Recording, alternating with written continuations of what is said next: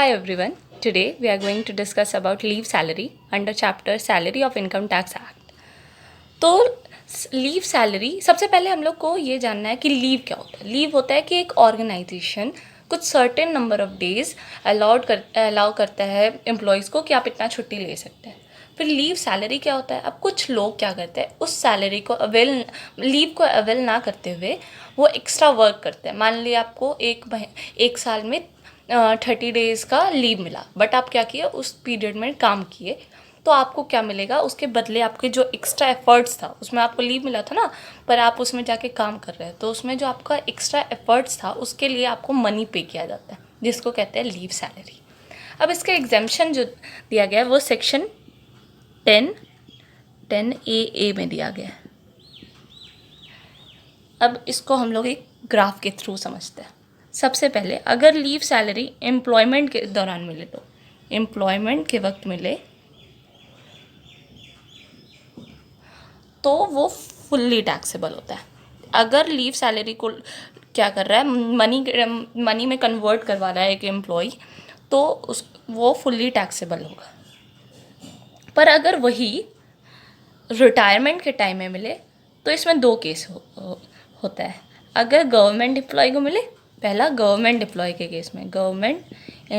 Case में, अगर government employ को मिले तो फुल्ली एग्जेम्प्टेड होगा, फुल्ली एग्जेम्प्टेड, उसको कोई टैक्स पे नहीं करना पड़ेगा. वही अगर गवर्नमेंट एम्प्लॉय को अगर वो एम्प्लॉयमेंट के टाइम में अवेल करे तो फुल्ली टैक्सेबल होता है. एम्प्लॉयमेंट के टाइम में चाहे कोई भी, जब वो रिटायर नहीं किया, एम्प्लॉयमेंट के टाइम में अगर कोई लीव सैलरी ले रहा है तो वो फुल्ली टैक्सेबल होगा, चाहे वो गवर्नमेंट एम्प्लॉय हो या अदर एम्प्लॉय हो.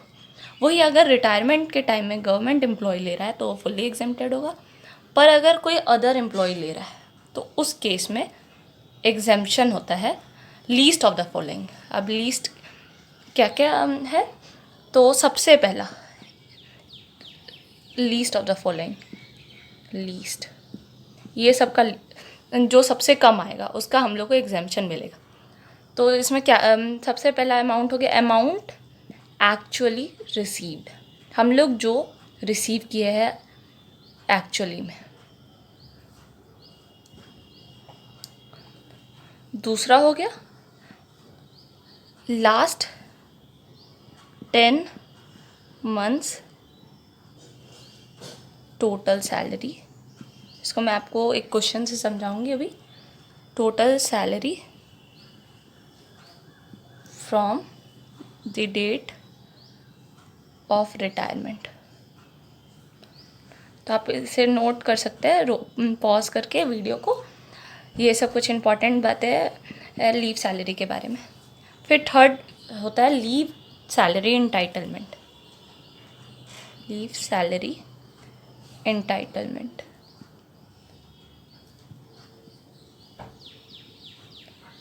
और फिर फोर्थ होगा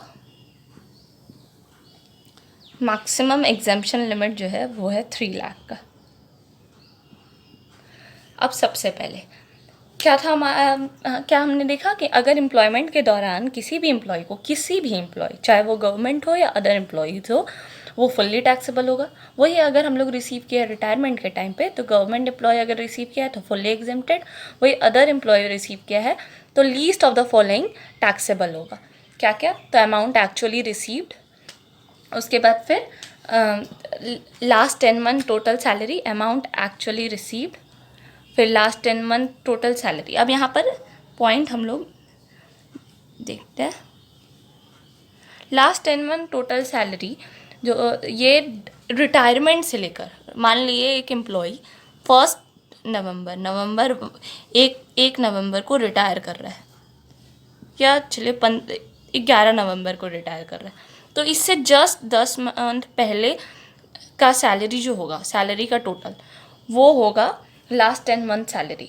मान लिए पर मंथ रिसीव कर रहा है 11 तारीख से लेकर प्रीसीडिंग 10 मंथ तक रिसीव कर रहा है पर मंथ, मान लेते 15,000, तो 15,000 इंटू 10, मतलब ऑन एन एवरेज रिसीव कर रहा है 15,000 पर मंथ. तो हम लोग उसको 10 से मल्टीप्लाई कर सकते हैं और वो हमारा निकल जाएगा लास्ट 10 मंथ सैलरी. उसके बाद लीव सैलरी एंटाइटलमेंट. अब ये क्या होता है मैं बताती हूँ, बस इसमें एक पॉइंट पहले सबसे पहले याद रखने का कि इसमें मैक्सिमम हम लोग को लीव अलाउ होता है 30 डेज़ का डेज़, और ये तो मैक्सिमम एग्जाम्पशन लिमिट है। अब हम लोग इसको एक क्वेश्चन के थ्रू समझेंगे। और हाँ, इसमें एक और पॉइंट बात है कि अगर कोई ऑर्गेनाइजेशन एक एम्प्लॉय को 45 डेज़ अलाउ कर रहा है तो हम लोग को इनकम टैक्स एक्ट के हिसाब से 30 डेज़ का ही एग्जम्पशन मिलेगा। पर वही अगर ऑर्गेनाइजेशन 25 डेज़ लीव अलाउ कर रहा है तो हम लोग को 30 नहीं बल्कि 25 मिलेगा, मतलब लीस्ट ऑफ द फॉलोइंग, जितना डेज अलाउ किया गया है या फिर जितना मैक्सिमम हम लोग को अलाउड है इनकम टैक्स एक्ट के हिसाब से। तो 30 डेज़ और 25 रहा तो हम लोग को 25 मिलेगा, पर 30 और 45 हो गया तो 30 मिलेगा। ये था हमारा लीव सैलरी के बारे में। अब हम लोग एक क्वेश्चन को डिस्कस करते हैं, इससे और भी बातें क्लियर होगी। Let us assume that Mr. Ram is working in XYZ Limited। Mister Ram जो है XYZ लिमिटेड में काम कर रहा है, वो रिटायर कर रहा है रिटायर्स ऑन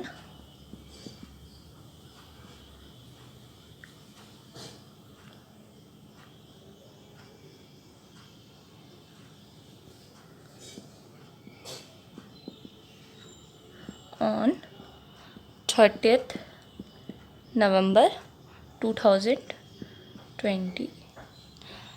जो कि हम लोग पढ़ रहे हैं फाइनेंशियल, मतलब ये प्रीवियस ईयर 21-22 और असेसमेंट ईयर 22-23, तो हम लोग मान लेते हैं 30/11/2021 में वो रिटायर करता है। अब वो लीव सैलरी रिसीव किया, मान लेते हैं 2,50,000 लीव सैलरी रिसीव्ड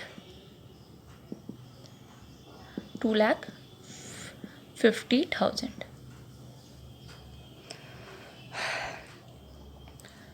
और फिर अब कुछ इन्फॉर्मेशन दिया गया है। सबसे पहला कि इसका जो लीव अलाउ किया गया है पर ईयर, मतलब अलाउ किया गया है वो है हर कंप्लीटेड ईयर ऑफ सर्विस के लिए 45 डेज़। और हाँ, इसमें हम लोग कंप्लीटेड ईयर ऑफ सर्विस लेते हैं। अगर 26 ईयर 10 मंथ भी रहेगा तब भी हम लोग इसमें, जैसे हम लोग ग्रेचुइटी में देखे थे कि 26 ईयर 10 मंथ रहता था, मतलब 6 मंथ एक्सेस ऑफ 6 मंथ रहता था, तो हम लोग इसको 27+1 कर देते थे, और 6 से कम रहता था तो जितना होता था उतना ही लेते थे। पर इसमें हम लोग कंप्लीटेड ईयर ऑफ सर्विस लेंगे। तो ये हो गया लीव अलाउड। उसके बाद फिर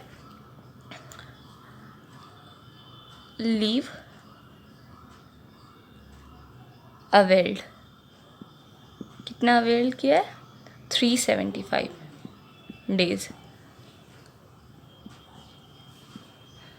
और फिर लीव पेंडिंग,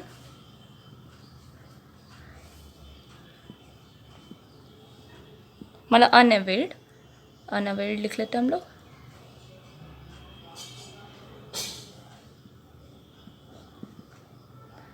आप लोग इस क्वेश्चन को लिख लीजिए, फिर हम लोग इसको सॉल्व करेंगे। 750 डेज़ ये था। तो ये लीव सैलरी सबसे पहले 2,50,000 रिसीव किया।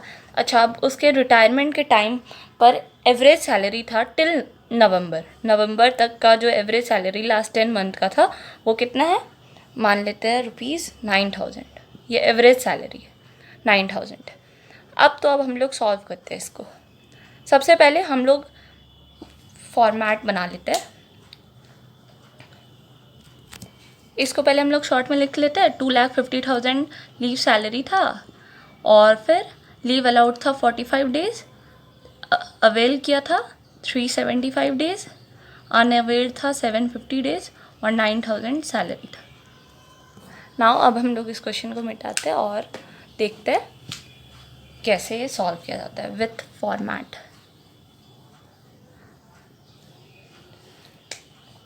यहाँ पर सबसे पहले हम लोग कंप्यूटेशन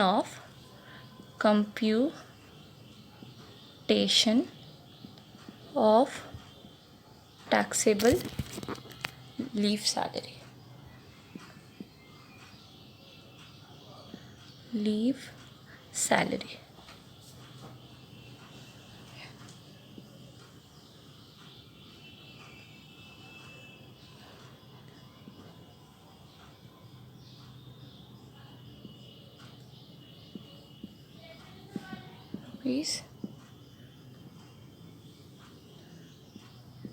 रुपीज़ यहाँ पर्टिकुलर्स। अब सबसे पहले हम लोग लीव सैलरी कितना रिसीव किया, लीव सैलरी रिसीव्ड, हम लोग लीव सैलरी रिसीव किए हैं 2,50,000। कितना, 2,50,000। अब हम लोग का एग्जाम्शन कितना अलाउड है, लेस करना है एग्जाम्शन। एग्जाम्शन किस सेक्शन में था, under section 10, under section 10 AA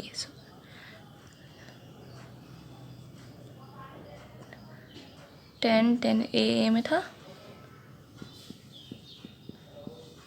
क्या, least of the following, least of the following. सबसे पहला amount actually received, amount actually received, कितना हम लोग एक्चुअली रिसीव किया, 2,50,000। अब उसके बाद फिर last 10 month total salary from date of retirement, last 10 month total salary from date of retirement. तो रिटायरमेंट के टाइम पे हम लोग का सैलरी था 10 मंथ का एवरेज दिया हुआ है 9,000। तो अगर हम लोग उसको यहाँ पर हम लोग को लिखना है लास्ट 10 मंथ सैलरी, तो अगर हम लोग उसको 9,000 इंटू 10 कर दे तो हम लोग का 10 मंथ का सैलरी आ जाएगा, एवरेज सैलरी इंटू 10 90,000 हो गया। उसके बाद फिर थर्ड है लीव सैलरी, इसका हम लोग को वर्किंग नोट बनाना पड़ेगा, एंटाइटलमेंट। तो इसमें हम लोग लिख देंगे वर्किंग नोट 1। उसके बाद फोर्थ हो गया मैक्सिमम एग्जाम्शन लिमिट। मैक्सिमम हम लोग एग्जाम्शन कितना अलाउड है, 3 लाख लिमिट, 3 लाख। नाउ अब हम लोग सॉल्व करते हैं वर्किंग नोट। सबसे पहले यहाँ पर हम लोग देखते हैं, सबसे पहले हम लोग को लीव कितना अलाउड था, ग्रॉस लीव जितना अलाउड था, ग्रॉस लीव अलाउड। हम लोग को ऑर्गेनाइजेशन तो मैक्सिमम 45 डेज दे रहा है, बट इनकम टैक्स एक्ट के हिसाब से हम लोग को मैक्सिमम अलाउड होता है 30 डेज़ का। तो और वो कितना साल काम किया, 25 साल 10 महीना किया है, 25 ईयर्स 10 मंथ, मतलब यहाँ पर कंप्लीटेड ईयर ऑफ सर्विस लेना होता है। तो 25 ईयर्स 25 इंटू 30 होता है 750। उसके बाद फिर यहाँ पर हम लोग लिख देते हैं 25 इंटू 30 750। अब हम लोग लीव कितना लिए है, लीव टेकन लीव हम लोग 375 डेज़ का ले चुके हैं। तो पेंडिंग लीव 375 डेज़ होगा पेंडिंग।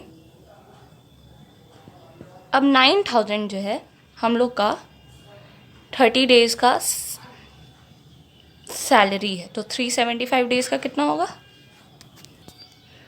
112500। तो ये निकल गया हमारा लीव सैलरी एंटाइटलमेंट। तो यहाँ पर हम लोग लिख देंगे 112500।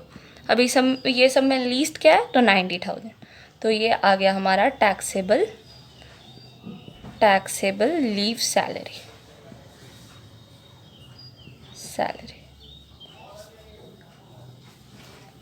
तो ये टॉपिक तो बहुत ही मज़ेदार और इजी था हमारे लिए। आई होप आप सभी को समझ में आ गया हो। तो हमारा टैक्सेबल लीव सैलरी आया 1,60,000। तो ऐसे सॉल्व किया जाता है हमारा लीव सैलरी का क्वेश्चंस को। तो अगर आपको ये वीडियो पसंद आया हो तो प्लीज़ लाइक शेयर और सब्सक्राइब करें।